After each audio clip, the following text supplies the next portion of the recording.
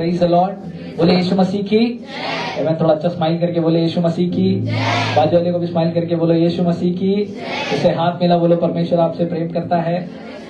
अच्छी मुस्कुराहट के साथ बोलिए जरा, आपके ही मम्मी और पापा है बाजू में, तो बोलिए परमेश्वर आपसे प्रेम करता है।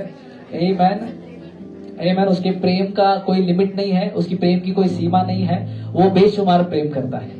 आमीन। वो इसलिए प्रेम नहीं करता क्योंकि आप चर्च में आते हैं, आप चर्च में नहीं आते तभी भी वो आपसे प्रेम करता है। इसका मतलब ये नहीं कि चर्च में नहीं आना है, लेकिन खुदावन हर समय हमसे प्रेम करता है। जब मैं ऑफिस में होता हूँ उसके प्रेम को महसूस करता हूँ, जब मैं घर पर होता हूँ खुदा मेरे से बात करता है, मुझसे प्रेम करता है। क्या उसका क्या अश्योरेंस है कि यीशु मुझसे प्रेम करता है? बोलो बोलो। हाँ, हम जीवित है, इससे बड़ा उसका अश्योरेंस क्या है? जैसे सिस्टर ने बताया, लिफ्ट डायरेक्ट गिर गया, नीचे बैठता तो चटनी होता था, कुछ भी हो सकता था, लेकिन खुदा क्या करता है? क्योंकि वो हमसे प्रेम करता है, हमको जीवित रखा है, उसने हमको बचाया है। कितने लोग आज की सुबह नहीं देख पाए, लेकिन परमेश्वर ने हमको ये दिन दिखाया है। परमेश्वर का धन्यवाद। मेरे को एक्चुअली वो गवाही बहुत खुशी हुआ, मेरे को जितना सिस्टर को खुशी है उतना मेरे को खुशी हुआ है। वो एक व्यक्ति, उनका नाम क्या था? Gopal. I don't know if he is watching, अगर हम लोग को देख रहे हैं पता नहीं।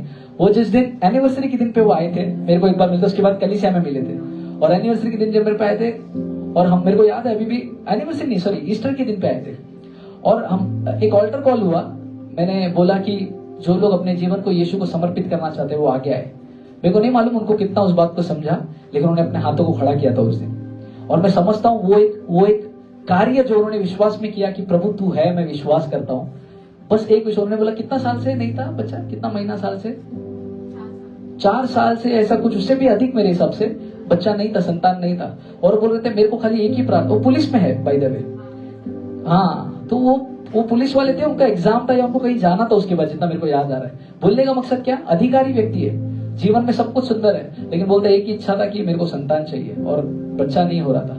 और हमने मिलकर उनके लिए दुआ करी और उनको विश्वास दिया यीशु के वचन के द्वारा। और हमने अपने शब्दों का इस्तेमाल किया, क्योंकि हम लोग इन शब्दों के बारे में सीख रहे हैं। हमने उस दिन अपने शब्दों का इस्तेमाल करके बोला, यीशु का आत्मा ये कहता है कि तू जब दूसरी बार आएगा तो गुड न्यूज सुनाएगा। आमीन। और वो विश्वास में फिर कलीसिया में आया, और उसके बाद वो चले गए। उसके बाद मेरा मुलाकात नहीं हुआ, और आज परमेश्वर का बहुत बहुत धन्यवाद हो। 3 महीना है ना, 3 महीना हो चुका, उनकी वाइफ प्रेग्नेंट है। ये अच्छी ताली परमेश्वर के लिए बजा। ये बात दोबारा मेरे को एहसास दिलाता है कि मेरी प्रार्थना व्यर्थ नहीं है, मेरा परमेश्वर मेरी प्रार्थना सुनता है। अगर वो आदमी एक बार आया, उसने वचन सुना और उसने अपने जीवन को परमेश्वर को दिया विश्वास करते हुए, और जो बातें हमने परमेश्वर की आत्मा से कही बस उसको अपना लिया, उन शब्दों का आदर किया, और उसका जीवन बदल गया। और मैं उससे मिलने के लिए एक्साइटेड हूँ। ग्रुप में क्या यार, उसको हर जगह पे ऐड करें यहाँ पर। हालेलुया। क्योंकि यीशु जिंदा है और यीशु हमारी प्रार्थना को सुनता है, इसलिए परमेश्वर का धन्यवाद हो।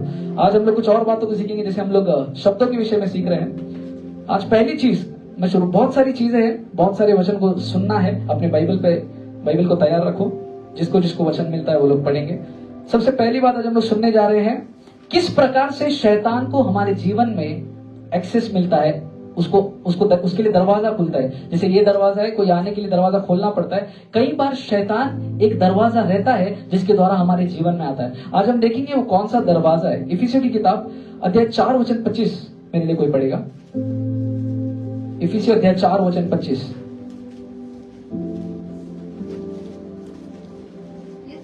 हाँ, झूठ बोलना छोड़कर हर एक अपने पड़ोसी से हाँ सच बोले, हाँ क्योंकि हम आपस में हाँ एक दूसरे के अंग हैं। हाँ, आगे क्रोध तो करो पर पाप मत करो। हाँ सूर्यास्त होने तक हाँ तुम्हारा क्रोध न रहे, हाँ, और न शैतान को अवसर दो। और न शैतान को अवसर दो। सबसे पहली बात वहां पर क्या लिखा है? झूठ मत बोलो। बोलो झूठ मत बोलो। ये बोलने के विषय में है। परमेश्वर ने बोला कुछ तो है जो तेरे को नहीं बोलना है, क्योंकि अगर तू बोलेगा, उसके बाद सेकंड स्टेप क्या लिखा है? क्रोध तो कर पर पाप मत कर। कुछ ऐसी बातें हम लोग बोलते हैं जिसकी वजह से दूसरे को या अपने आप में हम लोग गुस्से में आ जाते हैं, और गुस्सा एक ऐसा दरवाजा है जिसके द्वारा शैतान हमारे जीवन में प्रवेश करता है। वचन में क्या लिखा है? जब लिखा है क्रोध तो करो पर पाप मत करो, सूर्यास्त होने तक तेरा क्रोध मिट जाए, और उसके बाद क्या लिखा है? ना ही शैतान को क्या करो? शैतान को अवसर कैसा मिल रहा है? बोलो क्रोध के द्वारा। कितने लोग समझ रहे हैं? कितने लोग खाना खा के आया, नींद आ रहा है तो बोलो हालेलुया। किधर है? पकड़ रहे ला। आइए आइए,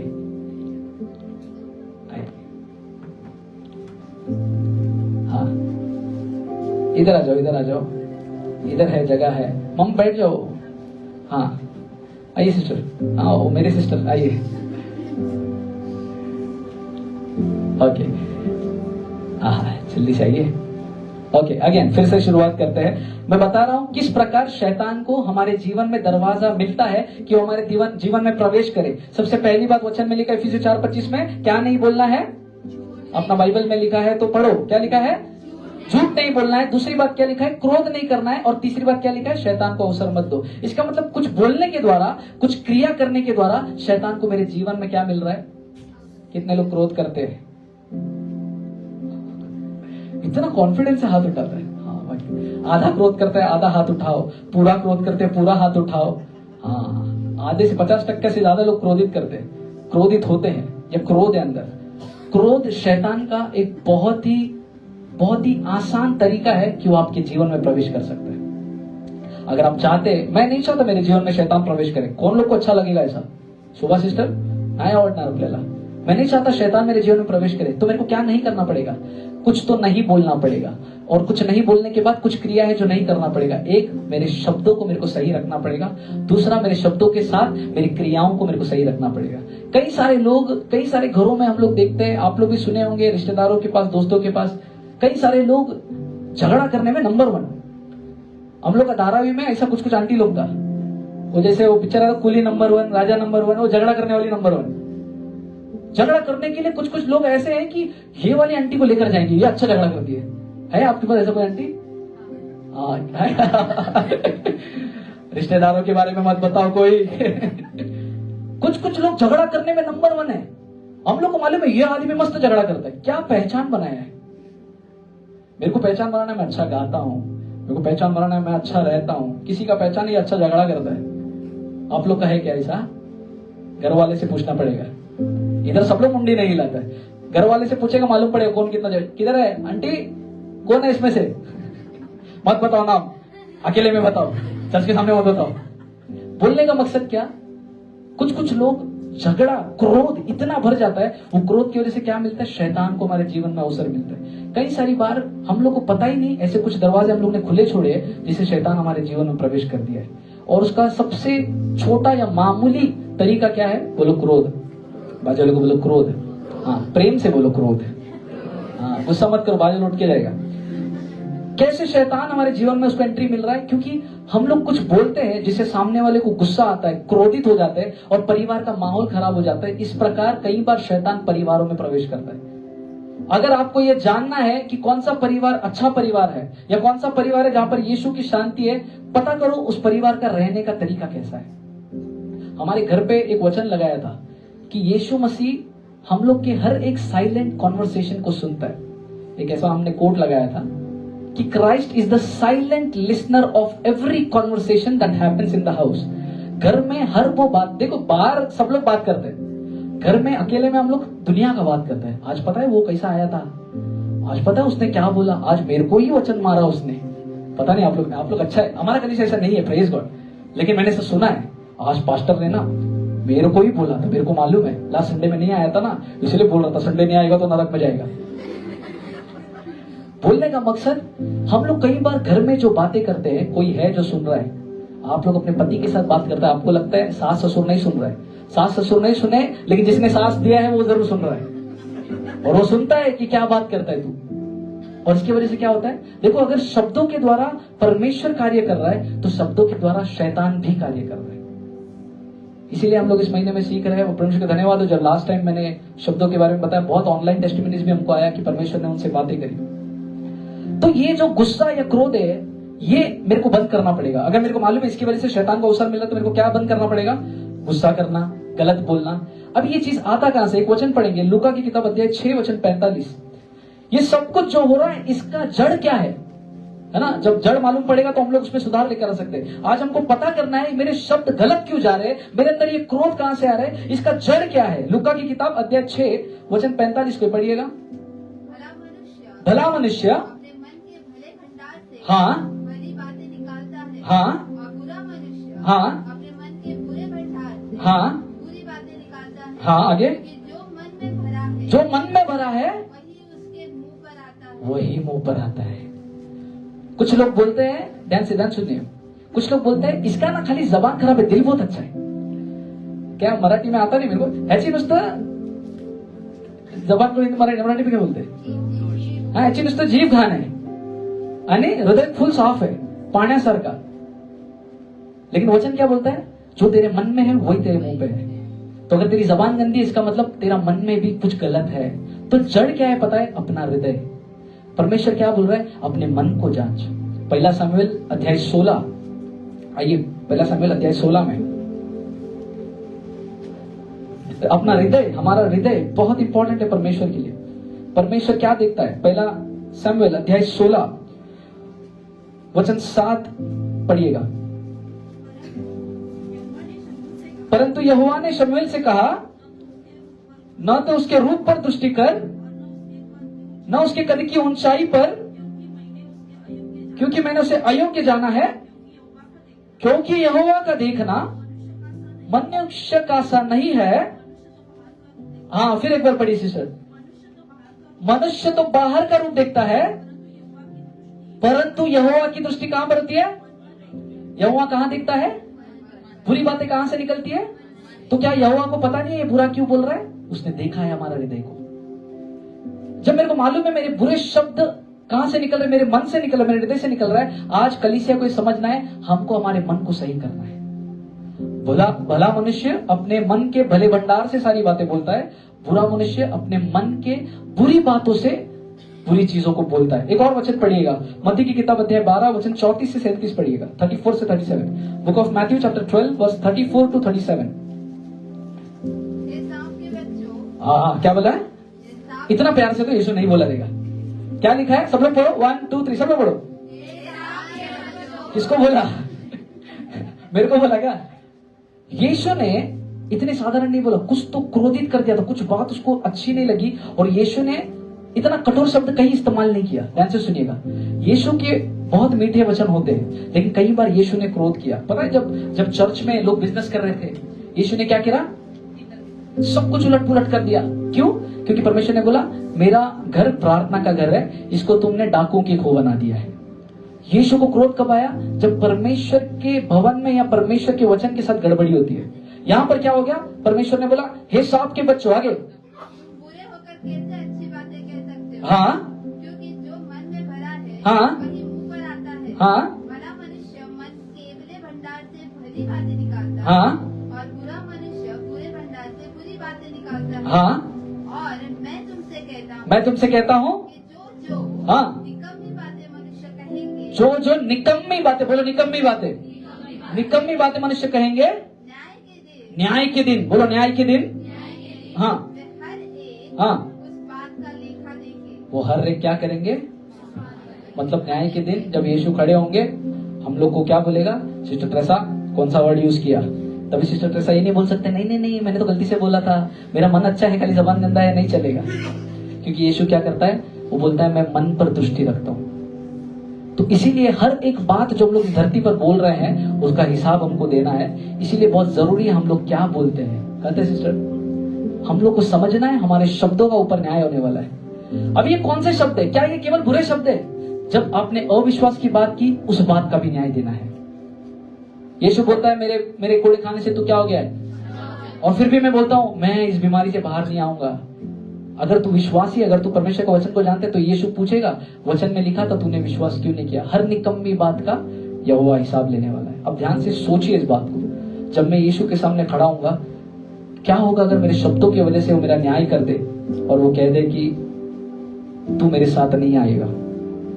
वचन में लिखा है हर कोई हे मनुष्य कहते हैं वो स्वर्ग के वारिस नहीं होंगे।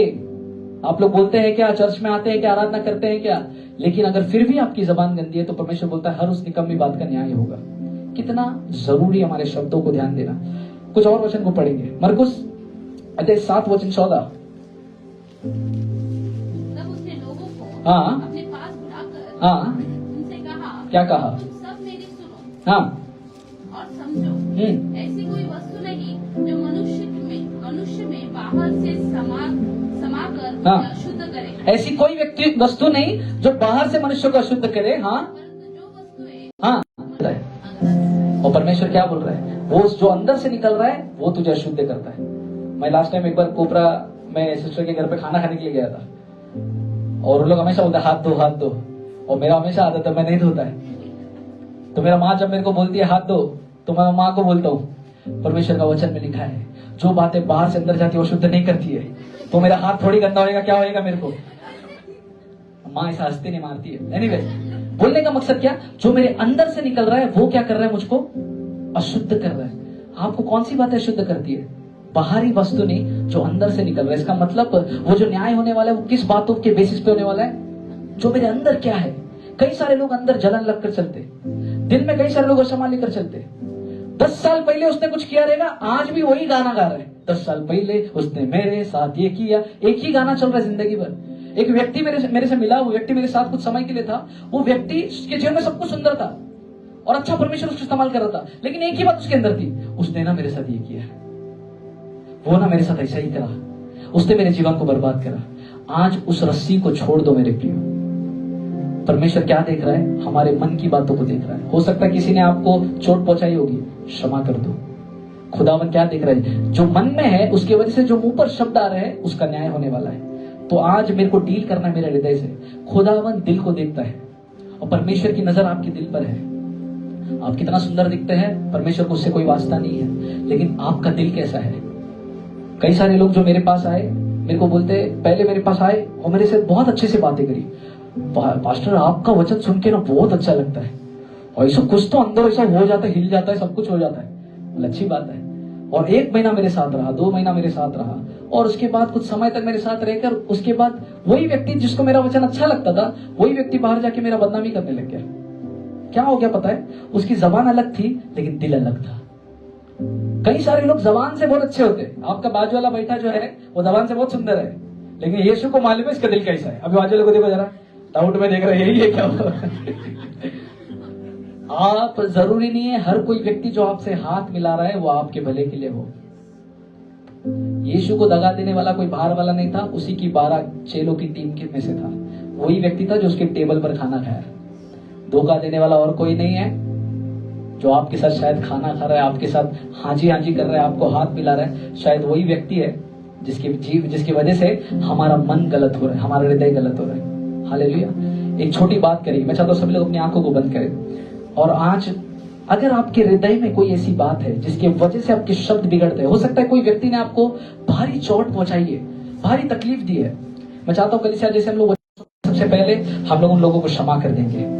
क्या कलीसिया कर सकती है इस बात को? आइए उस व्यक्ति का नाम लेकर, जरूरत नहीं है बाजू में कौन बैठा है आपकी प्रार्थना सुन रहा है उस पर ध्यान मत दीजिए, पर ऐसा व्यक्ति जिसके वजह से यीशु आपको ये ना कह दे कि तू मेरे साथ स्वर्गलोक पर नहीं हो सकता, ऐसा व्यक्ति जिसने आपको चोट पहुंचाई है, उसके वजह से आपके दिल में नाराजगी है, द्वेष है, जलन है, अक्षमा है, उसके वजह से आपके शब्द बदल रहे हैं, लेकिन खुदा कहता है हर एक शब्दों का न्याय होने वाला है। इसीलिए सबसे पहले आज अपने हृदय को तैयार करें और उस व्यक्ति को क्षमा करें। हो सकता है वो आपका बहुत ही करीबी व्यक्ति होगा, हो सकता है आपके साथ वो घुमा फिरा चला फिरा होगा, हो सकता है अभी भी वो आपके साथ है, उसका बर्ताव, उसका रवैया आपके साथ सही नहीं है, लेकिन क्योंकि आप मसीह लोग हैं, क्योंकि आप यीशु की संतान है, और यीशु ने क्रूस पर भी जाते जाते जिन लोगों ने उसको तकलीफ दी उनको कहा है पिता इन्हें क्षमा कर। और अगर आप यीशु के फॉलोवर्स हैं, अगर आप यीशु का पीछा करते हैं, अगर आप यीशु के पीछे चलते, उसके वचन को आदर करते हैं, तो आपको जैसा यीशु है वैसा बनना पड़ेगा। परमेश्वर पिता, मैं उन सारे लोगों को क्षमा करता हूं जिन्होंने मेरे हृदय पे चोट पहुंचाई, जिनकी वजह से मेरा दिल दुखा है प्रभु, जिनकी वजह से मैंने आंसू बहाए हैं प्रभु, तू जानता है प्रभु। उन लोगों की वजह से मैं उस न्याय को अपने ऊपर आने नहीं देना चाहता, मैं तेरे वचन के अनुसार जीना चाहता हूं प्रभु। आज हो सकता है वो आपके माता पिता, भाई बहन हो सकता है आपके रिश्तेदार हो सकता है आपके घर का व्यक्ति हो सकता है आपके ऑफिस में कोई हो सकता है आपका बॉस हो या कोई अधिकारी हो, या ऐसा कोई व्यक्ति जिसने जाने अनजाने में आपसे बुरा कह दिया हो और आपके हृदय में उसके लिए क्षमा है। आज WPS अपने हृदय के लिए प्रार्थना करते हुए कहे प्रभु मैं उन्हें क्षमा करता हूँ। It is very tough, it is very hard, लेकिन यीशु के संतान ये कर सकते हैं क्योंकि पवित्र आत्मा आपके अंदर है जो आपको सामर्थ देता है। आइए हृदय से उन्हें क्षमा करें और उनके लिए आशीष बोलना शुरू करें। खुदा ने कहा तेरे दुश्मनों के लिए तो प्रार्थना कर, तेरे सताने वालों के लिए तो प्रार्थना कर, तुझे जो तुझको श्राप देते हैं उनके लिए आशीष बोल। अगर आप यीशु के वचन को मानते हो, यीशु पर विश्वास करते, तो आइए हर एक को आशीष दीजिए। कहे खुदा उन्होंने तू बरकत दे, खुदा उन्होंने तू बढ़ा प्रभु, उनके जीवन को तू बदल मेरे प्रभु, उनके जीवन को और बेहतर कर प्रभु, उनके हृदय में तू कार्य कर प्रभु। ऐसे लोग जो तकलीफ में है प्रभु, उनको तू छुटकारा दे मेरे प्रभु, क्योंकि मैं जानता हूं मेरे हृदय को तू देख रहा है इस समय में। और जितने लोग इस वचन के अनुसार आज क्षमा कर दिया है दिल से, अगली बार अपने शब्दों से उस व्यक्ति के लिए कुछ ना कहे। इस प्रकार आप परमेश्वर को दिखाते हैं कि आपने दिल से उसके लिए उसको क्षमा कर दिया है। अगर क्षमा करने के बावजूद फिर भी 1 दिन 2 दिन बाद अगर आप उसके बारे में बुराई बात कर रहे हैं, तो वो सही में आपने क्षमा नहीं किया है। इसलिए आज से ये प्रण लीजिए, खुदावन उन लोगों के बारे में बुरा नहीं बोलूंगा।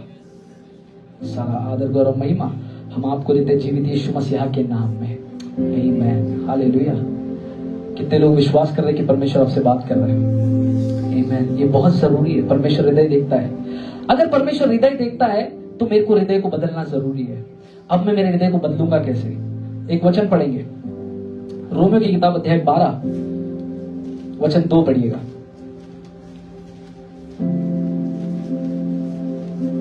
रोमियो की किताब अध्याय 12 वचन 2, और एक जो निकालिए एजेकियल की किताब अध्याय 36 वर्स 26। पहले रोमियो 12:2 पढ़ेंगे। यस, हाँ, इस संसार के सदृश मत बनो, जैसे संसार है वैसा मत बनो, परंतु क्या है? मन के, बोलो, मन का नया हो जाना। आज परमेश्वर क्या डिमांड करता है? परमेश्वर क्या चाहता है? हमारा मन नया हो जाए। क्या आपका मन नया हो रहा है? मन को नया कैसे किया जाता है? जितना आप परमेश्वर के वचन को पढ़ते हो आपका मन नया होता जाता है। जितना आप परमेश्वर के वचन को पढ़ते हो आपको नया मन होता है। एजेकियल की किताब अध्याय 36 वचन 26 को पढ़िएगा। एजेकियल की किताब अध्याय 36 अध्याय उसका 26 वचन। परमेश्वर ने एक वादा किया है। क्या किया है? एजेकियल की किताब अध्याय 36 वर्स 26। यस, मैं तुमको नया मन दूंगा। क्या करूंगा मैं तुमको? सभी लोग पढ़ेंगे, 1 2 3 साथ में पढ़िए। मैं तुमको नया मन, और एक बार बोलिए, मैं तुमको। परमेश्वर ही कहता है मैं तुझको नया मन दूंगा। अगर आपको जरूरत है उस हृदय को बदलने की, आज परमेश्वर से मांगे, परमेश्वर मुझको एक नया मन दे। क्योंकि जब हृदय बदलेगा, अंदर से सारी बातें नहीं हो जाएंगी, और जो अंदर से बाहर निकलेगा वो अच्छे शब्द होंगे। और जब परमेश्वर बोलेगा, तुम्हारे शब्दों की वजह से तुम्हारे जीवन में छुटकारा आएगा। परमेश्वर मुझे एक नया मन चाहिए। खुदा ने वादा किया है मैं तुझको एक नया मन दूंगा। राहुल एक नया मन देगा, ब्रदर एक नया मन देगा परमेश्वर। वचन में लिखा है मांग तो तुझे। अगर आप मांगेंगे, खुदावन आपके जीवन में पवित्र आत्मा के द्वारा एक नया मन उत्पन्न करेगा। वो नया मन क्या करेगा? वो लोगों को क्षमा करेगा। वो नया मन क्या करेगा? पड़ोसी से प्रेम करेगा। वो नया मन क्या है? कोई भी मेरे को चोट पहुंचाए तो भी मेरे को बुरा नहीं लगता है। ये कौन करेगा पता है? वो नया मन करेगा। इसलिए हम सभी को क्या चाहिए? नया मन चाहिए। क्योंकि नया मन से क्या होगा? मेरे शब्द बदलेंगे, और जब मेरे शब्द बदलेंगे मेरा जीवन बदलेगा। कितने लोगों को समझ में आ रहा है? अगर आपके शब्द बदलना है तो जड़ क्या है? हमारा हृदय, हमारा मन। और परमेश्वर चाहता है आज हमारा मन बदले। हालेलुया। कुछ बातें जिससे परमेश्वर बहुत ही घृणा करता है। जकरिया की किताब अध्याय 8 वचन 16। मैंने कहा जब लोग बहुत वचन को पढ़ने वाले हैं, क्योंकि करीबन 20 से 26 पॉइंट मैं आज आपको सिखाने वाला हूं। नहीं डरिए मत, कम है। जकरिया की किताब अध्याय 8 वचन 16। जो काम हाँ तुम्हें करना चाहिए, हाँ, वे ये है, कौन से काम करने चाहिए? एक दूसरे के साथ हाँ, सत्य बोला करना। पहले तो एक दूसरे के साथ सत्य बोलो। हमने एक बार वचन में पढ़ा, क्या लिखा था वहां पर? झूठ मत बोलो। इफिसियों की किताब, झूठ नहीं बोलना। यहाँ पर भी जकरिया की किताब में क्या लिख रहा है?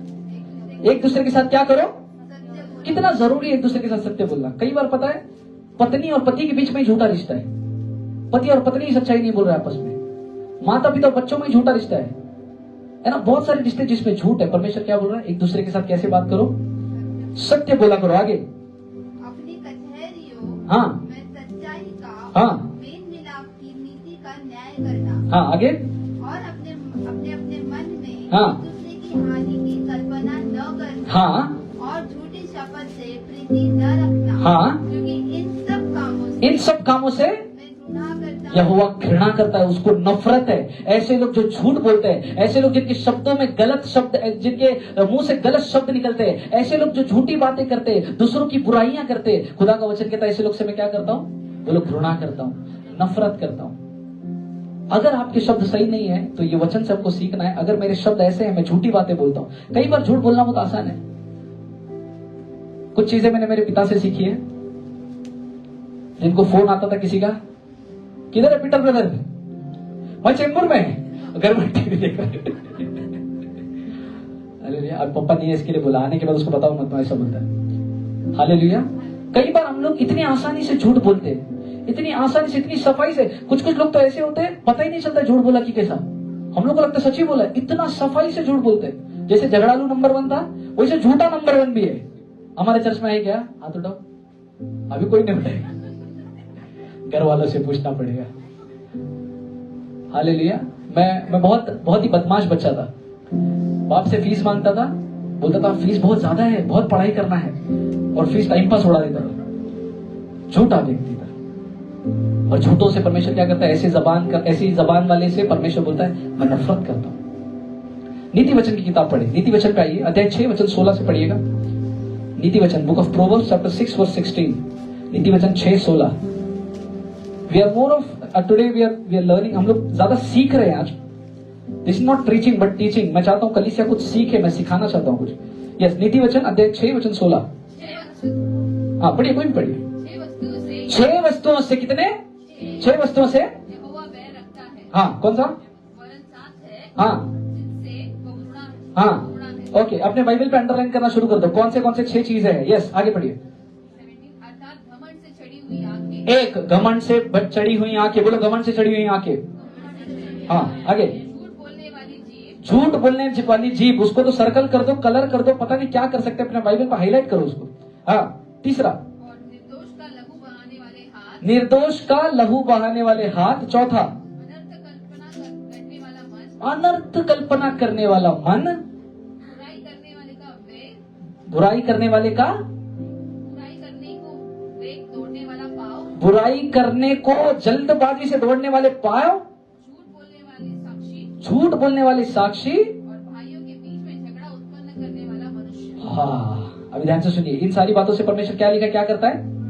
नफरत करता है, घृणा करता है। अभी इसमें कितनी बार लिखा है बोलने के विषय में? जरा बाइबल में देखिए और मेरे को बताइए, आपकी बाइबल में कितनी बार लिखा है बोलने के विषय में? कितनी बार है? एक झूठ बोलने वाले जीव के बारे में लिखा है, वहां पर झगड़ा कराने वाले के बारे में लिखा है, और एक बार कहीं पर लिखा है झूठ बोलने वाले साक्षी। झूठ बोलने वाला साक्षी। 2 बार कहने के विषय में है और 2 बार मन के विषय में है। बाइबल में जो 6 चीजें लिखी जिससे यहोवा नफरत करता है, उसमें से जो रिपीट चीजें हुई है वो कहने के विषय में हुई है। जो हम कहते हैं, अगर बुरा कह रहे हैं तो परमेश्वर बोलता है ऐसी जबान से मैं नफरत करता हूं। आज आपकी जबान कैसी है? आज हमारी जबान कैसी है?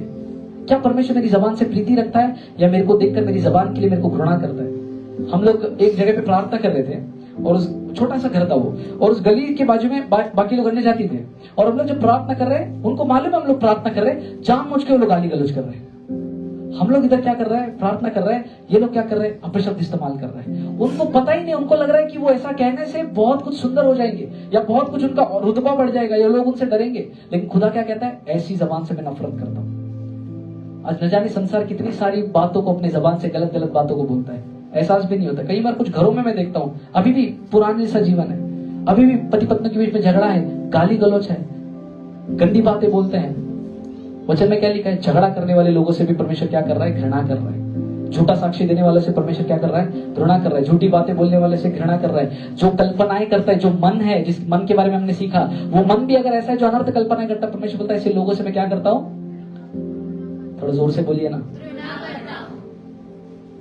पूरा बाइबल अगर आप छान लीजिए मेरी बहनों या मेरे भाइयों, परमेश्वर ने कहने के विषय में बहुत कुछ बताया है।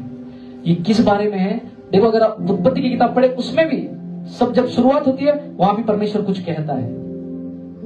कहने के विषय में बाइबल बहुत जोर देता है। आज WPS को ये पूरा महीना हम लोग समझने की कोशिश कर रहे हैं कि हमारे शब्द ऐसे हो कि यहोवा जिस दिन मेरे शब्दों को सुने, वो मुझसे घृणा ना करे, वो मुझसे प्रीति करे। मैं चाहता हूं यीशु का प्रेम आपके जीवन में आप महसूस कर पाए। कैसे करेंगे? जब आपकी जबान बदलेगी, तब खुदा का प्रेम आपको नजर आएगा। बहुत सारे लोग बोलते हैं परमेश्वर का प्रेम समझ में नहीं आता है, प्रेम करता है कि नहीं। तेरा जबान को सुधार, उसका प्रेम नजर आने लगेगा। क्योंकि यीशु ऐसे लोगों से नफरत करता है, जिनसे यीशु नफरत करता है उनके जीवन में कार्य नहीं हो सकता है। ऐसे लोग कभी भी देखो जो ऊंचे लेवल पे, जो बहुत अमीर है, पता है अमीर लोग ज्यादा बात नहीं करते। अमीर लोग से मिला है कि नहीं तुम लोग? मेरे से आके ओके। हाँ, अमीर लोग जो ऊंचा पद पर होते हैं ना, वो लोग ज्यादा बात नहीं। कभी आपने देखा आपके ऑफिस में बॉस आपको आके कंधे पे कंधा ऐसा हाथ मिला के बातचीत करते हुए जा रहा है? वो जितना जरूरत का उतना ही बोलेगा, निकल जाएगा। किसी राजा को कभी देखा है? राजा बहुत चपड़ चपड़ चपड़ बातें कर रहा है। वचन में लिखा है ज्यादा बात करने की वजह से पाप होता है। कुछ कुछ लोग का बोलते हैं मैं बहुत क्या है, कौन सा वर्ड है वो, मैं बहुत एक्सट्रोवर्ट नहीं, टॉकेटिव भी है, मैं बहुत मतलब खुश मिजाज किस्म का हूं, मैं बहुत बातें करता हूं, मेरा नेचर ही ऐसा है। गलत नेचर है वो। हम लोग को लगता है ऐसा करने से लोग बोलेंगे वाह ये कितना अच्छा व्यक्ति है। नहीं, वचन में लिखा है जो ज्यादा बात करता है पाप करता है, क्योंकि न जाने कौन सी बकवास हम लोग कर देंगे, उसकी वजह से हमारे जीवन नाश की ओर जाता है। इसीलिए जरूरत का उतना ही बोलो। पता है अपने चर्च में, फिर एक बार लास्ट टाइम भी बोला था, अपने चर्च में चाय और बिस्किट क्यों नहीं आता है? इसी की वजह से आता है। चाय बिस्किट कम होएगा और दूसरे लोग का कहानी ज्यादा सुनेंगे अपन, वो नहीं चाहिए। चर्च में आओ, यीशु को सुनो और घर जाओ। आप लोग को ये जानने की जरूरत नहीं है कि एक दूसरे के जीवन में क्या चल रहा है, कोई दिक्कत नहीं है। मैं फेलोशिप के खिलाफ में नहीं हूं। आप लोग एक दूसरे के जीवन के बारे में जानकर प्रार्थना कर सकते हैं, लेकिन कुछ लोग उन बातों का तमाशा बनाते हैं। कुछ ऐसी कलीसियाओं में मैंने देखा है जहां पर वचन तो सुन रहा है, आधा घंटा वचन सुना और उसके बाद 1 घंटा दबा के बदनामी किया किसी का। आप लोग ऐसा लोग को देखा है क्या? सिस्टर हंस रहे, बहुत ही करीब से देखा है लगता है उन्होंने। आधा घंटा वचन सुना, हाँ वाह प्रेज गॉड, और 1 घंटा किसी का बुराई किया। वो वचन सुनने का कुछ मतलब हुआ क्या? क्यों? क्योंकि मैंने मेरी जबान को कंट्रोल में नहीं किया। राजा कभी भी ज्यादा बात नहीं करता। मेरे को कभी देखा, मैं लीडर और जो टीम मेंबर्स है उनको छोड़ के मैं ज्यादा किसी से बात नहीं करता हूँ अपने चर्च में। ये नहीं कि मैं आपसे बात करना नहीं चाहता हूँ, लेकिन हमको समझना है हमारे शब्दों का कीमत है। हर शब्द जब हम बोलते हैं कुछ निर्माण करते हैं। कई बार ज्यादा बोलते बोलते बोलते हम लोग पाप कर बैठते हैं, और परमेश्वर का वचन कहता है हर एक शब्दों का क्या होगा? न्याय होगा। कितने लोगों को समझ में आ रहा है? आमीन। अगर आप वचन को समझे, जो वचन लिखा हुआ है इसको इब्रानी में कहते हैं लोगोस, बोले लोगोस। और जब इस वचन को हम लोग बोलते हैं उसको बोलते हैं रेमा, बोलिए रेमा। लोगोस क्या है? बोलिए लिखा हुआ वचन। और रेमा क्या है? बोला हुआ वचन। सभी के पास लोगोस है कि नहीं? अपने लोगोस को उठाओ। कुछ लोग का लोगोस अभी तक नया दिख रहा है, कुछ लोग का लोगोस कोरा कोरा पेपर है, कुछ लोग का हाईलाइटेड है। Praise God. ये लोगोस, ये जो लिखा हुआ बात है, जो इंफॉर्मेशन है परमेश्वर का, ये अच्छा है, लेकिन ये अपना सामर्थ कब दिखाता है? जब इस लिखे हुए वचन को मैं मेरे मुंह से बोलना शुरू करता हूं, तब इसके अंदर का जो सामर्थ्य उभार प्रकट आता है। अभी हमने देखा अब तक कि हमारे शब्दों को हमको संभालना है, बुरा नहीं बोलना है। अगर बुरा नहीं बोलना है तो बोलना क्या है? बोलो क्या बोलना है? थोड़ा पूछो अच्छे से, थोड़ा हाथ दिखा के पूछो, थोड़ा गा के भी पूछो। क्या गंदा गाते तुम। हालेलुया। परमेश्वर चाहता है आप क्या बोले। एक कहानी सुनेंगे क्या? एक अस्पताल में एक अस्पताल में एक लड़की थी जो डेथ बेड पे थी, जो मरने पर थी। ध्यान से सुनिए, कुछ सीखेंगे जरूर। वो मरने की हालत में थी और एक पास्टर वहां पर गए प्रार्थना करने के लिए। पता है क्या हो गया? जब पास्टर प्रार्थना कर रहे थे, 2 स्वर्गदूत थे जो उस बेड के दोनों बाजू पे खड़े थे। फिर से समझिए इस बात को। जहां पर वो व्यक्ति, जो स्त्री थी, जो बीमार थी, मरने की हालत पे थी, पास्टर वहां पर आए प्रार्थना करने को, और पास्टर जैसे वहां पर गए, उन्होंने 2 स्वर्गदूतों को देखा। कभी आपने स्वर्गदूतों को देखा है?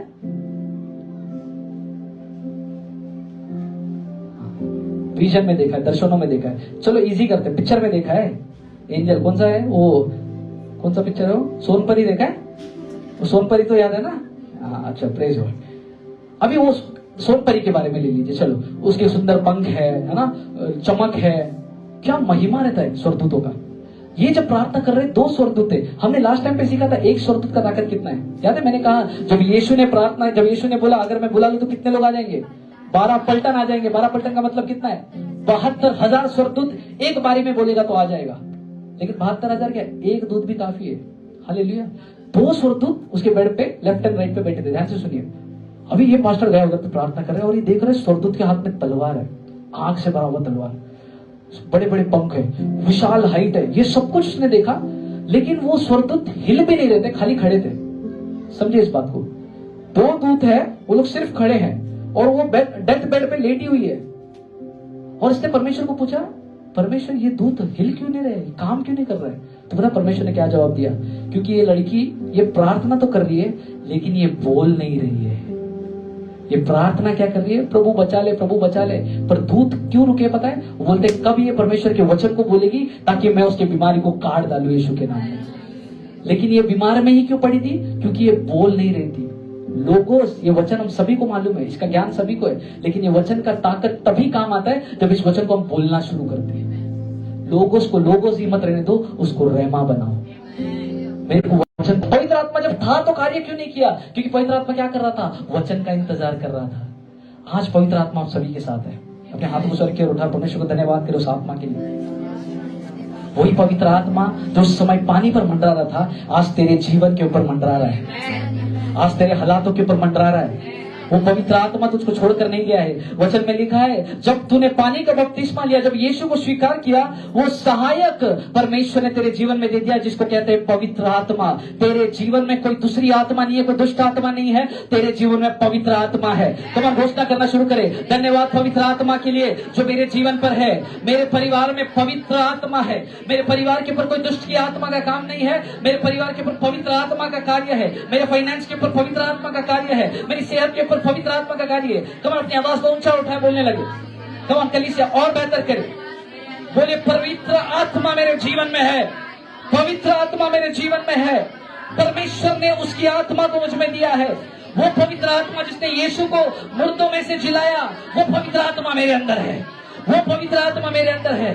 वो पवित्र आत्मा सामर्थ्य आत्मा है जिसने यीशु को जिलाया है, जो अन्य काम किया है, जिसने बड़े बड़े कामों को किया है। पवित्र आत्मा की सामर्थ्य के द्वारा परमेश्वर ने अनोखे कामों को किया है, और वही पवित्र आत्मा मेरे अंदर है। अगर वही पवित्र आत्मा आपके अंदर है तो वो कार्य क्यों नहीं कर रहा है? क्योंकि वो लोगों को आपने अभी तक रहमा नहीं बनाया है। आज से समझिए इस बात को, ये जो वचन लिखा है उसको बोलना पड़ेगा। परमेश्वर ऐसे लोगों से खुश होता है जो बोलता है। फॉर एग्जाम्पल, अभी 2 मिनट पहले मैंने आपको बोला बोलने के लिए, आप में से कई सारे लोग फिर भी नहीं बोले। क्या होगा पता है? ऐसे लोग कभी बरकत नहीं देखते, ऐसे लोग कभी ऊंचाइयों पर नहीं जाते, क्योंकि वो ये समझ नहीं पा रहे। जब परमेश्वर का वचन आता है, खुद परमेश्वर की आत्मा उस वचन को लेकर आती है। आज परमेश्वर चाहता है कि आप बोलना शुरू करें। बहुत अच्छा याद है मेरे को, कल मैं हमारे यूथ से बात कर रहा था और उनको कोई बीमार थे, तो मैंने उनको बोला एक बात जो पवित्र आत्मा मेरे अंदर डाला, बोला कभी भी इस बात को एक्सेप्ट मत करो कि मैं बीमार हूं। कभी भी इस बात को अनुमति मत दो कि मैं बीमार हूं। कभी भी ये मत बोलो मेरे साथ ये होता ही रहता है, मेरे साथ ये होता ही रहेगा, मेरा जीवन में ये एक पार्ट ही है। पता है आजकल लोग ऐसा अपनाने लग गए, मेरा जीवन ऐसा ही चलेगा। कितने लोग चश्मा पहनते हैं? हाँ, कुछ चश्मे वाले दिख रहे हैं। पता है मेरा ऐसा मानना है, मैं मेरे घर पर भी बोलता हूं, अरे किधर गायब, प्रेज गॉड। आपको परमेश्वर ने जो आंखें दी है, उन आंखों को चश्मों की जरूरत नहीं है। अगर तू बोलना शुरू कर देगा, खुदावन जैसे मूसा मरने के बाद भी, वचन में लिखता मरने के समय भी उसकी आंखें धुंधली नहीं हुई। अगर तू उस वचन को लेकर चलेगा, बोलेगा मेरी आंखें कभी धुंधली नहीं होगी। अगर मूसा 120 साल का होने के बावजूद उसकी आंखें धुंधली नहीं हुई, तू तो काफी जवान है रे। लेकिन प्रॉब्लम पता क्या है? मैंने अपना लिया है, चश्मे के बिना दिखेगा ही नहीं। पास्टर वचन एक छोटा छोटा कॉमेडी का जैसे दिखता है, पढ़ ही नहीं पाएगा वचन। लेकिन परमेश्वर का वचन के अनुसार चलो, उसने जो तुमको आंखें दी उसमें रोशनी है, वो डबल है यीशु के नाम में। मैं विश्वास के साथ एक प्रार्थना करना चाहता हूँ, यीशु के नाम में जितने चश्मे लगे हैं उतर जाए यीशु के नाम में। चश्मों की जरूरत तुमको कभी ना पड़े यीशु के नाम में। तुम्हारी आंखें पहले से बेहतर देख पाए, चाहे दूर का चाहे नजदीक का, पहले से बेहतर देखोगे। क्योंकि मैं यीशु ने जो रचना की उस पर विश्वास करता हूँ। प्रॉब्लम यह है कि कुछ लोग जीना सीख गए इसके साथ। परमेश्वर तुमको ऐसा जीना नहीं चाहता, ऐसा जीने नहीं देना चाहता। मैं चश्मे के खिलाफ नहीं हूं, मैं आपको बता रहा हूं किस तरीके से आप परमेश्वर के वचन को लेकर प्रार्थना। बोले आधा नाखून में मजा नहीं आ रहा, पूरा चाहिए। नेल कटर काटने के लिए नाखून तो चाहिए ना। वो उसने नाखून के लिए प्रार्थना किया। परमेश्वर का महिमा देखो, उसका नाखून धीरे धीरे बढ़ने लगा। उसके माँ बाप पागल हो गए कि इसके साथ कैसे हो गया। नाखून के लिए प्रार्थना करने लगा। माँ बाप सोच में पड़ गए, ये व्यक्ति कैसा हो गया, किसने ये काम किया। बोलता है मैं चर्च में जाता हूँ, वो यीशु ने काम किया। आज वो पूरा परिवार उस प्रार्थना की वजह से चर्च में आता है। और प्रार्थना क्या था? अबे तेरा नाखून के किया गया प्रार्थना भी परमेश्वर देखो उद्धार लेकर आ सकता है। परमेश्वर क्या देखता है? मन देखता है, विश्वास देखता है। आत्मा से भरे हुए शब्द सामर्थ्य होते हैं। कई बार मैं कुछ बोलता हूं, वो काम नहीं करेगा अगर आत्मा से ना बोलूं। इसलिए कई बार हम लोग जो बोलते हैं, परमेश्वर उसमें ध्यान नहीं देता, उस पर कार्य नहीं होता। बहुत सारे लोग भविष्यवाणी, मैं भविष्यवाणी करता हूँ, केवल अपने फ्लैश में, केवल अपने शरीर में भविष्यवाणी करता है। वो भविष्यवाणी कभी पूरी नहीं होती। मैं नहीं मालूम आप ऐसे पास्टरों से मिले कि नहीं, मैं कुछ लोगों से मिला हूं। परमेश्वर आपको इस महीने में ये देने वाला है। महीना गया, साल गया, कुछ आया नहीं। क्योंकि मैं किसी की निंदा नहीं कर रहा हूं। बोलने का मकसद, अगर मैं शरीर से बोलूं तो उस चीजों को नहीं देख पाऊंगा, लेकिन अगर मैं आत्मा से बोलूं तो वो चीजें जरूर होंगी, क्योंकि परमेश्वर क्या है? आत्मा है। यूहन्ना अध्याय 6 वचन 63 पढ़िए कोई। John chapter 6 verse 63। There is a lot of things, बहुत सारी चीजें जो कलीसिया को सीखना है। यूहन्ना, if I'm not wrong, John 6। आत्मा तो जीवन यस, हाँ आत्मा तो जीवनदायक है। हाँ शरीर से कुछ लाभ नहीं। हाँ। जो बात मैंने तुमसे कही, जो बात मैंने तुमसे कही है वे आत्मा है वह आत्मा है और जीवन है। The word of God is spirit and life. बोलो, आत्मा है और जीवन है। आत्मा है और जीवन है। तो अगर परमेश्वर का वचन जीवन है, तो अगर मैं नाखून के लिए मेरा जीवन को बोल सकूं तो नाखून आएगा नहीं क्या? तो तेरे को समझना है, तेरे को क्या बोलना है? जीवन बोलना है। और जीवन क्या है? परमेश्वर का वचन ही जीवन है। हालेलुया। एजकेल की किताब में जल्दी से आएंगे, मेरे पास बहुत कम समय बचा है। परमेश्वर से प्रार्थना करता हूँ परमेश्वर जल्दी हमको एक अच्छा स्थान दे जहां पर मैं आपको 3 घंटा वचन सुना सकूं। सोने वालों को पसंद नहीं आता मेरी बातें, नो प्रॉब्लम। एजकेल अध्याय 3 वचन 1 से 3 कोई पढ़िएगा। एजकेल की किताब, book of Ezekiel chapter 3 verse 1 and 3, 1 to 3। तब उसने मुझसे कहा, परमेश्वर ने एजकेल से कहा, हे मनुष्य के संतान, जो तुझे मिला है हाँ, उसे खा ले। जो तुझे मिला है उसे क्या कर? हाँ, आगे। इस पुस्तक को हाँ तब जाकर इस्राएल के घराने से बातें कर। हाँ इसीलिए मैंने मुंह खोला और उसने वो पुस्तक मुझे खिला दी। हाँ तब उसने मुझसे कहा, हाँ। हे मनुष्य के संतान, यह पुस्तक जो मैं तुझे देता हूँ, हाँ। उसे बचा ले हाँ। और अपनी अंतरिया इससे भर ले। हाँ। अतः मैंने उसे खा लिया हाँ। और मेरे मुंह में वो मधु के तुल्य मीठी लगी। परमेश्वर का वचन कहता है, एजकेल को परमेश्वर ने कहा इस पुस्तक को खा ले, और उसके मुंह में उसने पुस्तक को डाला। और वचन में लिखता है वो पुस्तक उसके मुंह में क्या लगा? मीठा सा लगा। परमेश्वर का वचन मधु से भी मीठा है। एजकेल ने जब इसको खाया वो उसको मधु से भी मीठा जान पड़ा। जो इस वर्ड, पता है एजकेल का मतलब क्या है? अगर इब्रानी भाषा में एजकेल का मतलब समझे तो उसका मतलब है गॉड विल स्ट्रेंथन यू। परमेश्वर आपको बल देगा, या परमेश्वर का बल। अगर आप चाहते हैं परमेश्वर आपको बल दे, अगर आप चाहते हैं आपका जीवन एजकेल के समान हो जिसके अंदर परमेश्वर की सामर्थ थी, तो पता है क्या हो गया था? उसने इस पुस्तक को खा लिया था। इसलिए मत्ती 4:4 कहता है, मनुष्य केवल, ये सही मायने में खाने की चीज है। ये सही मायने में खाने की चीज है। आप लोग कितने बार 3 टाइम का खाना खाते हैं? अरे क्या खाना नहीं खाता है क्या? ज्यादा खाता है क्या? ओ सॉरी, डर गया मैं तो। अच्छा, कितने बार? 6 बार का सिस्टर कोमल का हमको समझ गया है, हम लोग बाकी। आमेन। मेरे को खाना 3 टाइम का चाहिए, लेकिन वचन एक भी बार नहीं पढ़ूंगा। इस वचन को जब तक मैं खाऊंगा नहीं, ताकत आएगी नहीं। आपका आत्मिक जो मनुष्य है वो किससे बलवंत होता है? वचन से। इसके लिए कई सारे लोग जब तकलीफ आते गिर जाते, क्यों? क्योंकि ताकत ही नहीं है। कभी जिम गए क्या? शर्म आना चाहिए, मैं जाता है 1 हफ्ता हो गया लेकिन जा रहा हूं। अभी वो जिम का जो रॉड होता है, वो रॉड में समझो मैंने 10 प्लेट डाल दिया, यहां से वहां वजन डाल दिया, और तुमको बोला उठाओ उसको, उठाएगा क्या? कौन है इधर पे बाहुबली? नहीं उठाएगा। क्यों? क्योंकि वो 10 प्लेट को जब डाला गया, पहले हमको शुरुआत करना था 1 प्लेट से, कि मेरे को पहले प्रैक्टिस हो जाए, फिर 2 प्लेट ताकि और बल बन जाए, फिर 3 प्लेट और बल बन जाए। बहुत सारे लोग जिंदगी भर एक ही अध्याय में जीते, इसीलिए ताकत बढ़ता नहीं है। आज अपनी ताकत को अगर आपको बढ़ाना है, इस पुस्तक को आपको खाना पड़ेगा। कितने लोग चाहते हैं आपका आत्मिक मनुष्य बलवंत हो? आत्मिक मनुष्य बलवंत होएगा तो क्या होएगा? एजकेल ने क्या किया? पुस्तक को खाया। और मैं चाहता हूं उसी किताब में 37 चैप्टर पे आई है। ये कहानी सबको मालूम है, इसलिए ज्यादा समय नहीं बिताऊंगा। एजकेल ने, परमेश्वर ने उसको सूखी हड्डियों की तराई में लेकर गया, वचन कहता है, लेकिन मैं चाहता हूं उसका पहला वचन से थोड़ा पढ़ के आइए। एजकेल अध्याय 37 चैप्टर 37। यहोवा की शक्ति, किसकी शक्ति? और शक्ति कहां से आती है? मैंने बताया परमेश्वर के वचन से। तो इसके अंदर क्या बच गया था?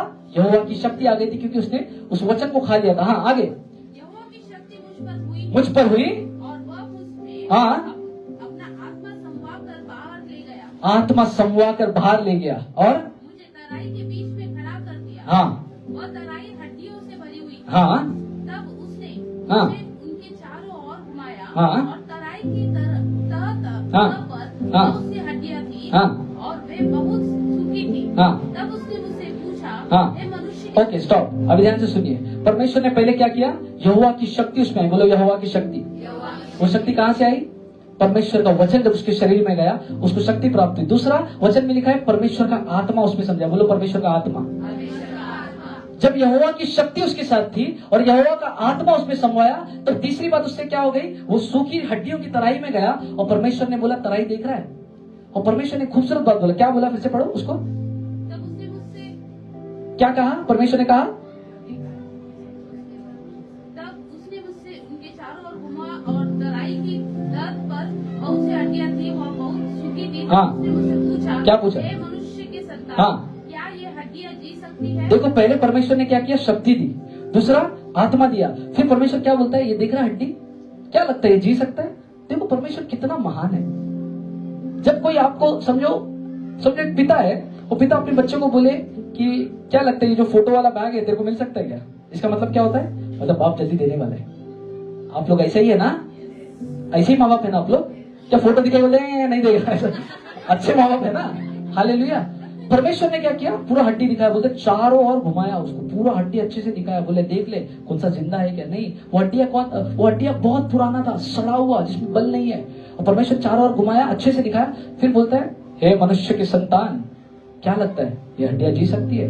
उसका रिप्लाई क्या था हिजकिय्याह का? मैंने कहा, क्या कहा? हे परमेश्वर यहोवा, हाँ। तू ही जानता है। ये बात जब मैंने पढ़ा मेरे को ऐसा लगा क्या अच्छा आदमी था ये। उसने हड्डियां देखा। परमेश्वर पूछ रहा है क्या मैं कर सकता है? अगर सिस्टर आपको बोले परमेश्वर क्या मैं तेरा जीवन बदल सकता हूं, तो आपको क्या बोलेंगे आप? सिस्टर शोभा आप बोलेंगे यस, पर इतना हल्लू बोलेंगे क्या मैं तेरा जीवन बदल सकता हूं? शोभा क्या मैं तेरा जीवन बदल सकता हूं? थोडा बदला बस झाला, बाकीचं नाही पाहिजे। इसका उत्तर क्या होना मांगता था? हाँ प्रभु तू कर सकता है, तेरे से तो सब कुछ संभव है। लेकिन बोलता है तू ही जाने, तेरे को ही मालूम। कई बार विश्वासी भी ऐसा है। परमेश्वर का जब पास्टर परमेश्वर की आत्मा के द्वारा वचन देता है परमेश्वर आपको चंगा करेगा, पता नहीं आज शायद करेगा। समझ में आ रहा है? शब्दों का सामर्थ्य क्या बोलना। परमेश्वर क्या अपेक्षा करता है कि तू क्या उत्तर दे? हाँ तू कर सकता है। जब मैं ऐसा बोलूंगा तो क्या नजर आता है? मेरा विश्वास खुदा पे। लेकिन ये व्यक्ति ने क्या बोला? तू आप ही जाने। तो फिर देखो खुदा ने क्या बोला, बहुत इंटरेस्टिंग है। हाँ तब उसने मुझसे कहा, तब परमेश्वर ये सब सुन के क्या बोला? इन हड्डियों से भविष्यवाणी करके कह, हाँ हे सूखी हड्डियों। हाँ ओके स्टॉप। परमेश्वर ने बोला तू क्या कर, इस हड्डियों से कह। अभी मेरा सवाल है परमेश्वर क्यों बोला उसको कहने के लिए? परमेश्वर खुद क्यों नहीं किया? हालेलुया। परमेश्वर वहां पर था, सूखी हड्डियां दिखाया और क्या बोला? जा वो हड्डी से बात कर। मेरा सवाल ये है परमेश्वर तू कर देता ना, तू तो था ही ना। लेकिन परमेश्वर क्या चाह रहा था? तू बात कर। अगर उसने अलग जवाब दिया होता तो शायद सिनेरियो अलग होता। लेकिन परमेश्वर उसको दिखाना चाह रहा था तेरे को देखना है, एक काम कर तू बात कर। परमेश्वर आपके जीवन में डायरेक्ट बात कर सकते हैं। आपके जीवन में जो आंधी तूफान आ रहा है परमेश्वर उसको शांत कर सकते हैं, पर परमेश्वर का इच्छा क्या पता है? कि तू बात कर। क्योंकि जीवन और मृत्यु का सामर्थ्य मैंने तेरे जबान में डाला है। इसलिए परमेश्वर अपेक्षा क्या कर रहा है? आंटी आप बात करें।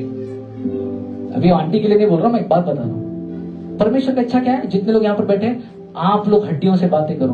अगर हड्डी की बीमारी है यीशु के नाम में, इस हड्डियों में परमेश्वर का सामर्थ्य। हाथ की बीमारी है, हाथों में यीशु का सामर्थ्य। जो भी शरीर में कमजोरी है परमेश्वर बोलता है तू बात कर, तू भविष्यवाणी कर। लेकिन भविष्यवाणी कैसे कर? पहले परमेश्वर ने क्या दिया उसको? बोले शक्ति, उसके बाद परमेश्वर का आत्मा, और उसके बाद वो बोला। देखो परमेश्वर का वो ऑर्डर कितना सही है। कई सारे लोग ना प्रार्थना करते, ना बाइबल पढ़ते, ना परमेश्वर के साथ कोई रिश्ता है, लेकिन खाली मालूम है घोषणा करने गए, घोषणा करके घोष जैसा हो गया। खाली यीशु के नाम से निकल जाए, यीशु के नाम से। कैसा जाएगा? मैंने लास्ट में कहानी बताया था, याद है? एक पास्टर ऐसी बोला था शैतान निकल जा। वो शैतान ने क्या बोला? पहले घर पे पुलिस से झगड़ा करना बंद कर, मन नहीं जाएगा जब तक तू सुधरेगा नहीं। कुछ डिलीवरेंस हम लोग को क्यों नहीं हो रहा है? क्योंकि हमारा जबान सही नहीं है। मैंने बताया शैतान को अवसर कैसा मिलता है? क्रोध करने से। कई बार शैतान ऐसा घुसा बैठा है। अगर तू प्रार्थना नहीं कर रहा है, अगर तू परमेश्वर के साथ संगति में नहीं है, परमेश्वर के साथ तेरा कोई रिश्ता ही नहीं है, शैतान तेरा सुनेगा क्या? टपली मार के भाग जाएगा। तू कितना भी उपवास प्रार्थना कर, कुछ नहीं होगा। क्यों? तेरा एक रिश्ता नहीं है। कई सारे लोग है ना, Christmas, new year, Easter, good Friday, इन्हीं दिनों में चर्च में आना पसंद करते हैं। हाँ, ईसीजी लोग खाली ईस्टर, क्रिसमस, गुड फ्राइडे। पर परमेश्वर पता कैसे लोग चाहते हैं? परमेश्वर हॉट लोग चाहते हैं। हॉट मतलब कौन सा हॉट? गलत मत समझिए। परमेश्वर चाहता है तू हम्बल रहे। परमेश्वर चाहता है तू ओबीडिएंट, आज्ञाकारी रहे। परमेश्वर चाहता है तू टीचेबल, सिखाने वाला, सीखने वाला रहे। कलीसिया में कौन से लोग परमेश्वर चाहता है?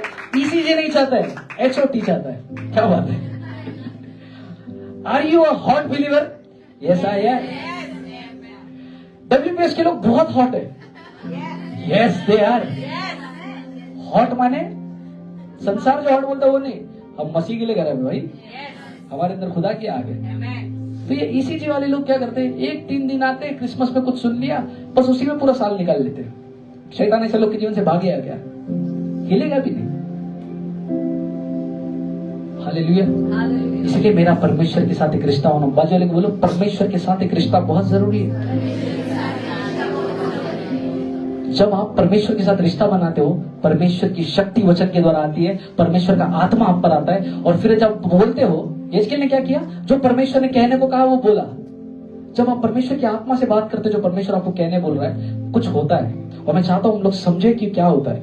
बहुत इंटरेस्टिंग बात है जो परमेश्वर ने मुझसे बात करी। मैं चाहता हूं आप लोग सीखे इस बात को। ओके, अगेन आप उस वचन को थोड़ा आगे पढ़िए sister.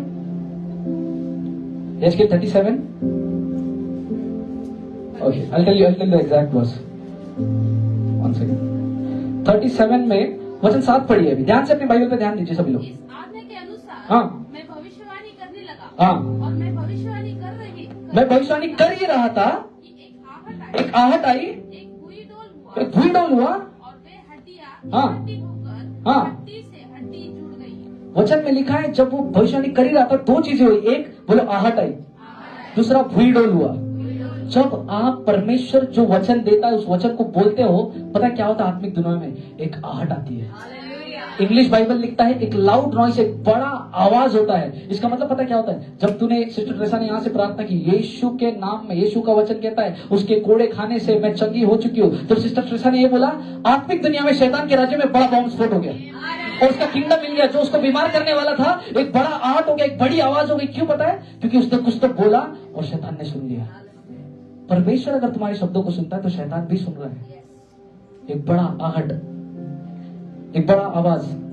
When you speak the word of God in the spirit realm, a loud noise happens. एक बड़ी आवाज होती है। अगर आप निर्गमन की किताब 19:16 खोलिएगा नहीं, 19:16 पढ़े तो परमेश्वर जब उस माउंट सिनाई पे आया था तो ऐसे ही प्रकार का एक बड़ा आवाज हुआ था।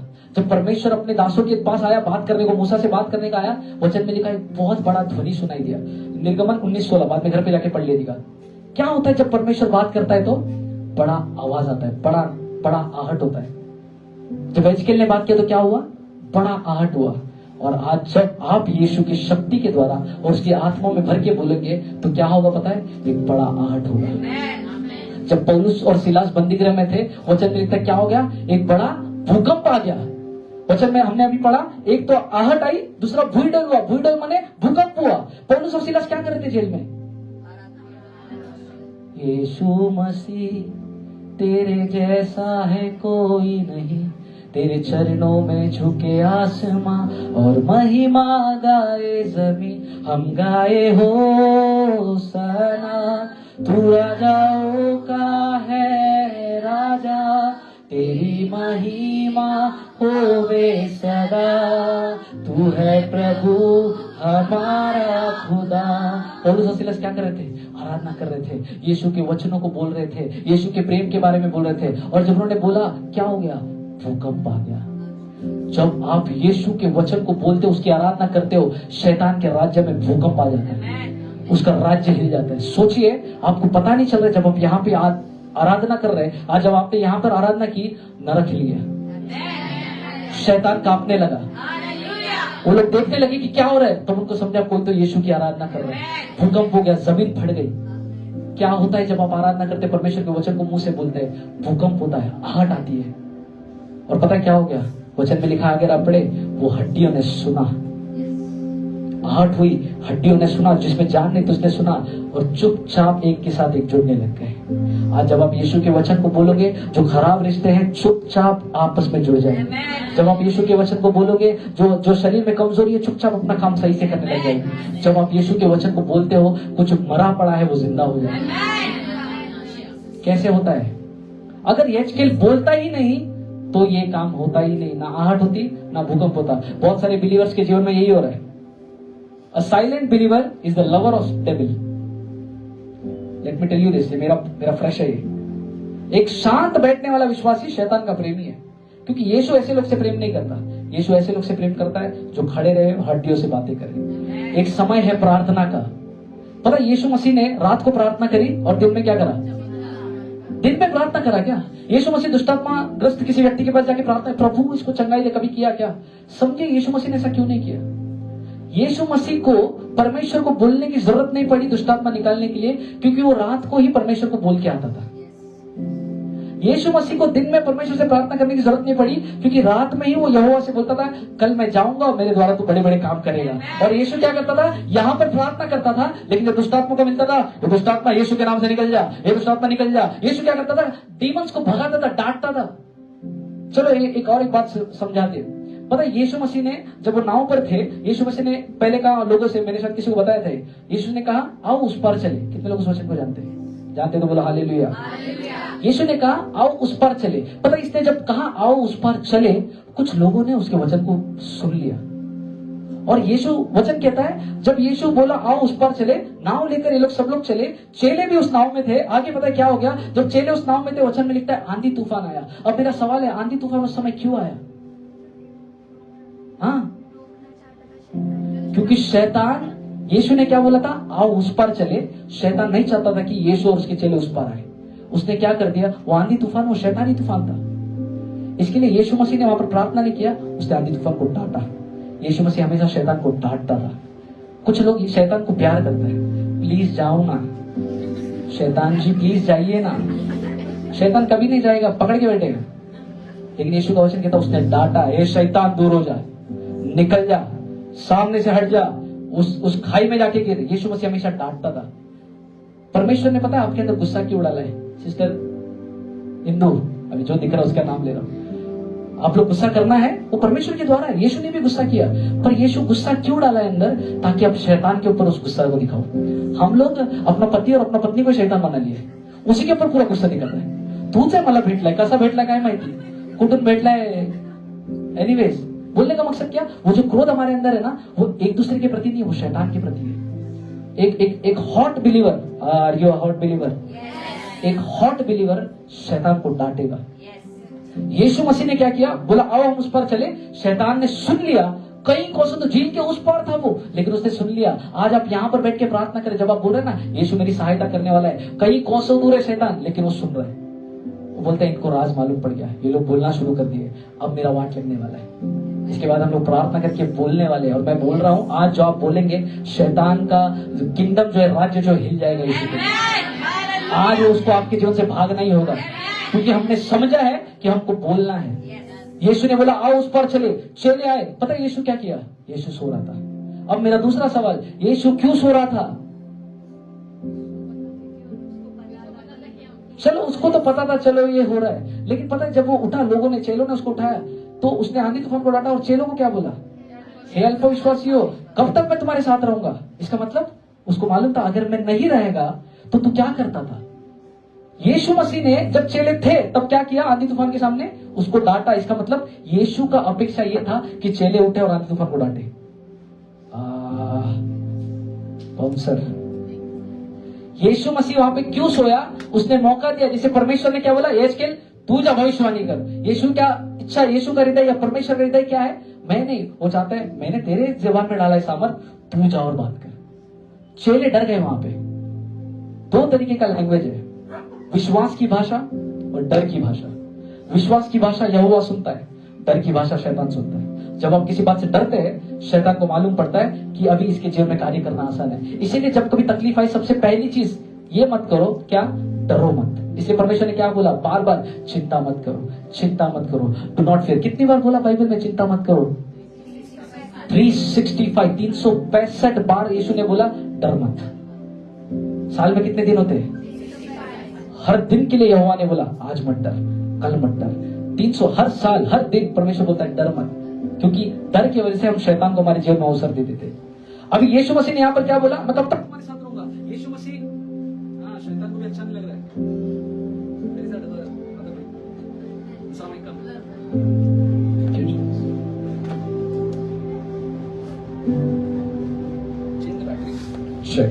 ओके।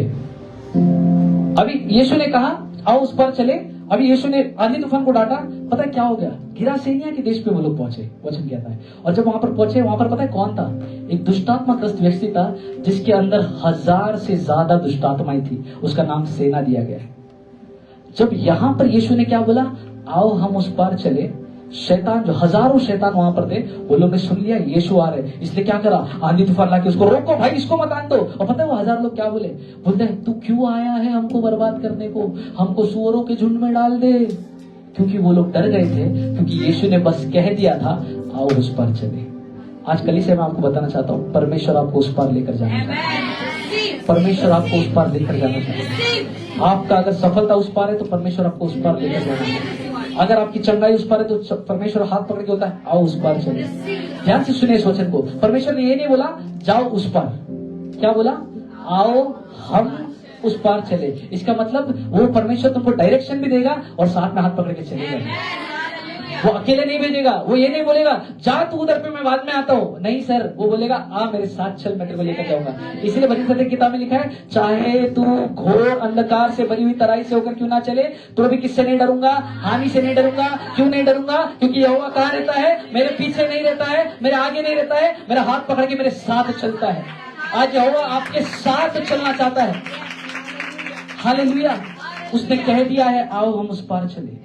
कलीसिया के लिए उसने कह दिया आओ हम उस पार चले। 1 साल तक प्रभु ने संभाला, अब प्रभु कहता है WPS आओ सेकंड ईयर में चले, आओ हम उस पार चले। अगर 1 साल तक हमने इन गवाहियों को देखा, खुदा बोलता है आ झील के किनारे उस दूसरे तरफ कुछ और अच्छी चीजें आ मुझे देखा।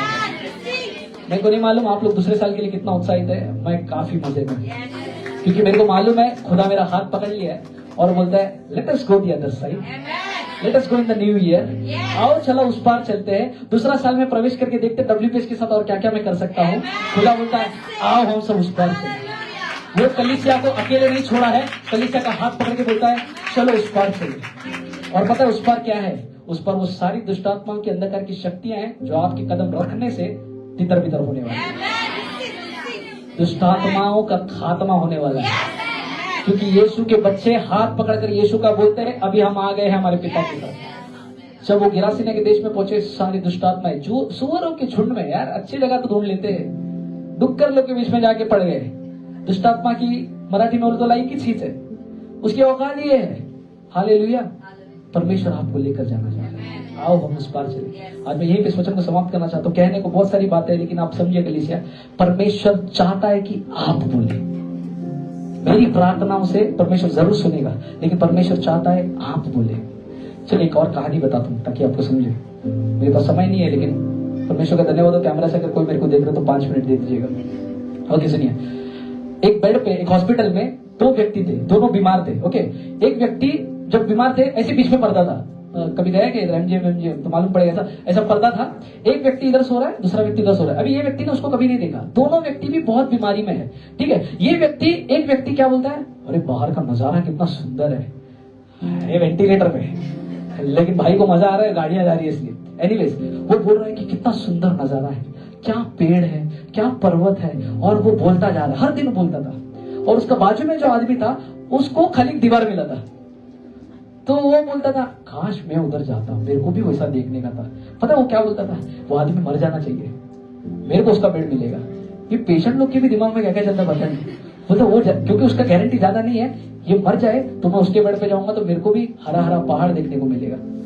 ऐसा करते करते ये व्यक्ति क्या बोल रहा है कि अरे मस्त हरा पहाड़ है, क्या जंगल है, क्या पक्षियां हैं वगैरह, और ये क्या बोल रहा है, ये मर जाना चाहिए। देखो इसका शब्द क्या था, ये अच्छी बातें बोल रहा था, ये क्या कर रहा था, नेगेटिव बातें, मृत्यु की बातें बोल रहा था। परमेश्वर का वचन कहता है जीवन और मृत्यु का सामर्थ किधर दिया है, एक जीवन बोला, एक मृत्यु बोला। अभी आगे सुनिए, अभी थोड़ा टाइम के बाद डॉक्टर आए चेकअप करने के लिए। ये जो व्यक्ति था जो मृत्यु बोलता था, ये व्यक्ति का ना थोड़ा इंप्रूवमेंट होने लगा। तो डॉक्टर ने क्या बोला बताया कि आपका अभी पैर अच्छा इंप्रूव कर रहा है, अभी आपको हम लोग शिफ्ट कर सकते हैं। कहां पर शिफ्ट होना पसंद करेंगे? बाजू का बेड खाली है। तो बोला हाँ मैं बाजू के बेड पे जाता हूँ क्योंकि उधर नजारा देखने मिलेगा। तो ये बोला बाजू वाला किधर है? बोलता तो टपक गया, वो कल ही मर गया। तो वो व्यक्ति जो जीवन ही बोल अच्छी बातें बोल रहा था लेकिन वो मर गया। उसके बाद इसने परमेश्वर से पूछा ऐसा क्यों हुआ? तो परमेश्वर ने बोला क्योंकि वो जब बात करता था ना उससे पहले जब ये व्यक्ति आया इसके बेड पे आया, इस आदमी के इस बेड के आदमी पे आके वो अचंभा हो गया और उस आदमी को और कोसने लगा। बोला ये कौन पागल आदमी था? बोले क्यों? क्योंकि इधर पे कोई माउंटेन नहीं है, इधर पे कोई कुछ नहीं है, इधर भी दीवार ही है, इधर पे कुछ सिनेरियो नहीं है, कुछ भी नहीं देखने को। तो ये आदमी क्या बड़बड़ करता था इतना टाइम से? तो इसने परमेश्वर को बोला ऐसा क्यों हुआ? तो परमेश्वर ने उसको बोला उस आदमी ने जो बोला उससे तेरे को आशा मिली कि तू और जिए। उसकी वजह से उसके शब्दों ने, तेरे हड्डियों ने उसके शब्दों को सुन लिया और तेरी हड्डियां काम करने लग गई क्योंकि उसने जो बोला था तेरे को। ओके, क्योंकि उसने जो बोला था उसकी वजह से क्या हो गया? इसकी हड्डियों में जान आ गई क्योंकि उसने जीवन की आशा की बात की थी। यह आदमी तो जिया लेकिन इसने क्या बोला था? वो मर जाएगा तो अच्छा है। और इसकी मर जाने की वजह से, बोलने की वजह से यह आदमी सच में मर गया। हालेलुया। वो अलग बात है कि शब्दों का न्याय होने वाला है, लेकिन जीवन का रहस्य देखो, सच्ची घटना है।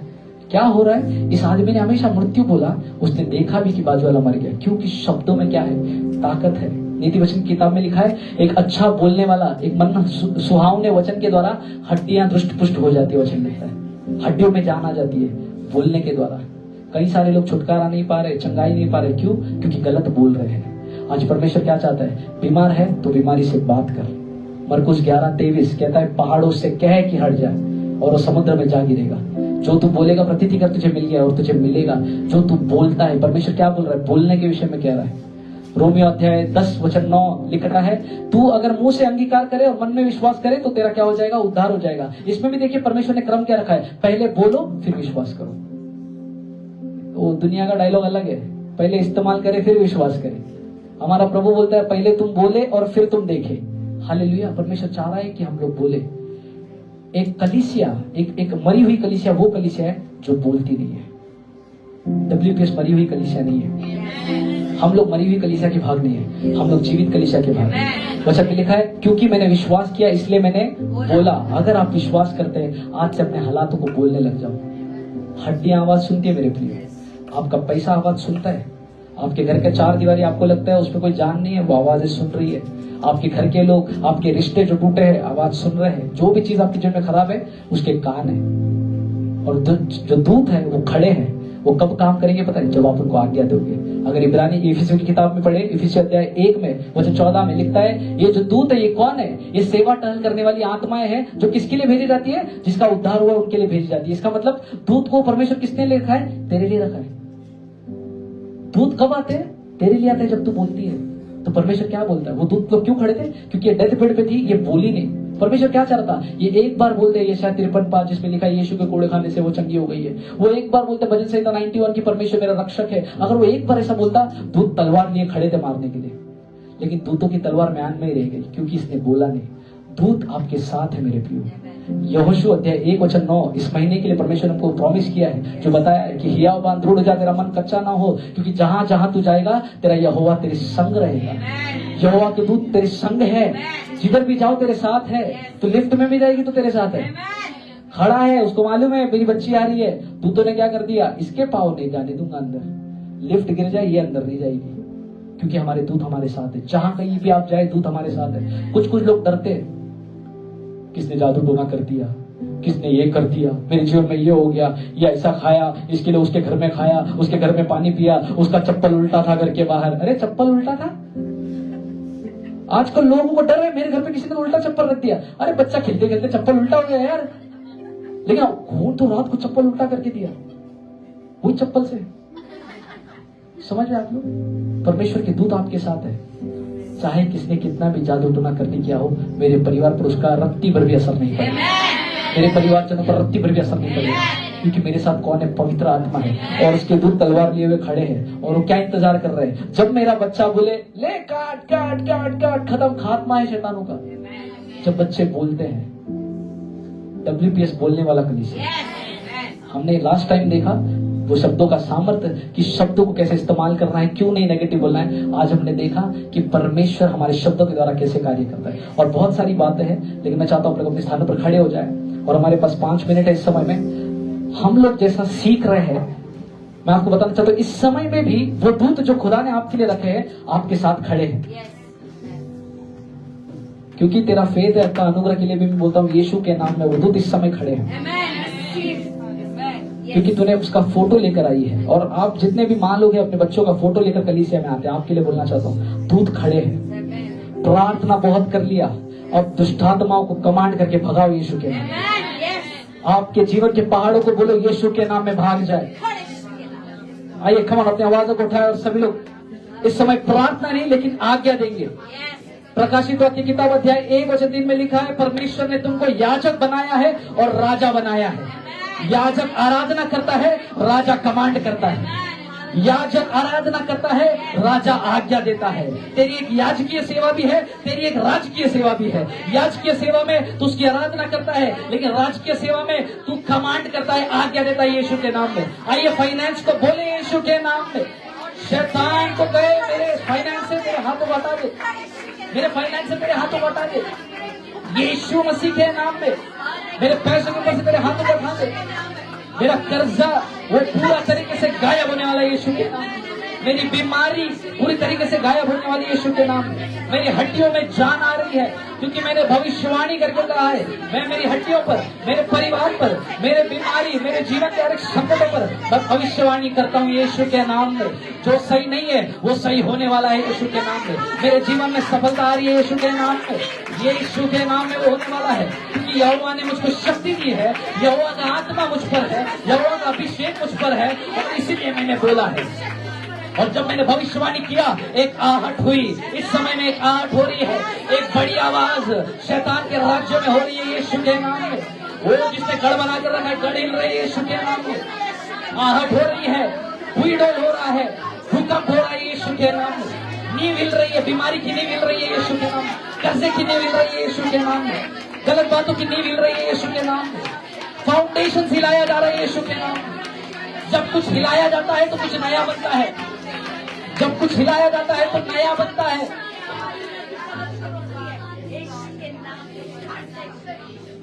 मैं आज क्या करता हूं, शैतान तेरा हाथ मेरे कलीसिया के हर एक व्यक्ति और जितने ऑनलाइन को सुन रहे हैं, हमारे सदस्यों के ऊपर से तेरा हाथ हटा दे यीशु के नाम में।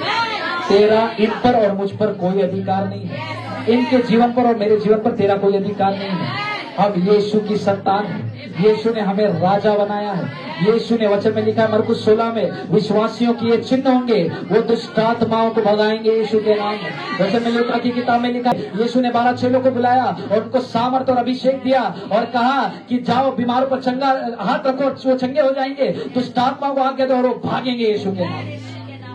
वचन में लिखा है शैतान का सामना कर और वो तेरे सामने से भाग जाएगा। और यीशु के वचन के द्वारा शैतान तेरा सामना करता है। इफिसियों की किताब अध्याय 6 लिखता है, हमारा युद्ध मांस और लहू से नहीं है पर आत्मिक सेनाओं से है। मेरे हथियार बांध ले हैं। वचन के लिए कहा है आत्मा की तलवार ले ले। वचन आत्मा की तलवार है। जब तेरे मुंह से तो परमेश्वर के वचन को बोलता है, वो तलवार के समान बाहर निकलती है और वो चीजों को काटना शुरू करती है। उसी तलवार को लो, बीमारी को काटो यीशु के नाम। उसी तलवार को लो, अंधकार की शक्तियों को काटो यीशु के नाम। उसी तलवार को लेकर अपने मुंह से बोलना शुरू करो। वो लोगोस नहीं, वो रेमा वर्ड, परमेश्वर के वचन को बोलना शुरू कर दो और शैतान के हर एक गढ़ों को काटना शुरू कर दो। वो आत्मा की तलवार मेरे हाथों में है। वो आत्मा की तलवार मेरे हाथों में है। वो आत्मा की तलवार मेरे जबान में है। वो दो-धारी तलवार है, मेरे जबान में है और मेरे शब्दों के द्वारा मैं सारे गंदे बातों को, दुष्टात्मा के हर एक बातों को मेरे जीवन से मैं काट कर खत्म करता हूँ यीशु के नाम। दोबारा कभी मेरे जीवन में वापस ना आए।